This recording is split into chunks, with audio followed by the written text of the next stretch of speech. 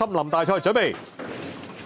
好啦，一起步嘅時候咧，一言即中係最慢㗎。前面應聲彈出嘅咧，末代王朝啊，明珠上型就最快。內檔啊，奧尼斯啦，爭鳴競技都唔慢嘅。外檔埋緊嚟到好多馬，當前之選啊，同埋當機立斷啊。再出邊63啊，性格迷人都想上埋前邊㗎。咁然之後個馬咧，馬群中間啊，爭鳴競技啦，節奏王啦，外檔埋緊嚟咗杜哈尼嘅。埋欄嗰邊啊，貌若天仙喎。跟住紅衫啊，挪威風神啦，然之後就太空藍調啦，拍住咧就一言即中上翻啲。再跟住個馬咧先見到湖畔鄉鎮，暫時就尾已走定外檔啊，包緊尾暫時就野來羨慕嚟嘅。入假直路段嘅時候啦，前邊咧末代王朝暫時帶出咗多少嘅明珠上型拍住佢三碟走上嚟當機立斷啊！貼欄第4就奧尼斯啦，仆住第5位淺藍衫啦，爭鳴競技喺佢外側咧仲有當前之選嘅。咁然之後個馬啦先見到咧咁啊內檔嗰邊咧開始湧上嚟啊挪威風神啦，咁再跟住佢個馬仲有一言即中啊！外檔嗰邊咧就性格迷人啊，就同奧哈尼啦，然之後咧太空藍調亦都喺外檔開始推進啦，跟住佢上嚟仲有湖畔鄉鎮嘅，入到嚟就直路啦，咁前面帶緊頭暫時咧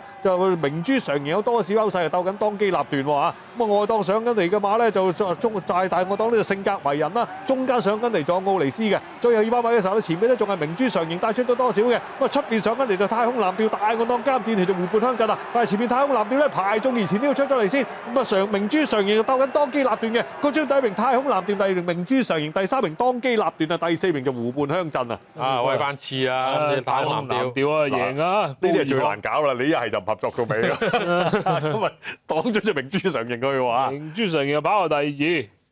5號14號，哇！日本嗰隻馬都得喎，係細掂喎，最後一步先擺低個第2嘅啫喎佢。當機立斷。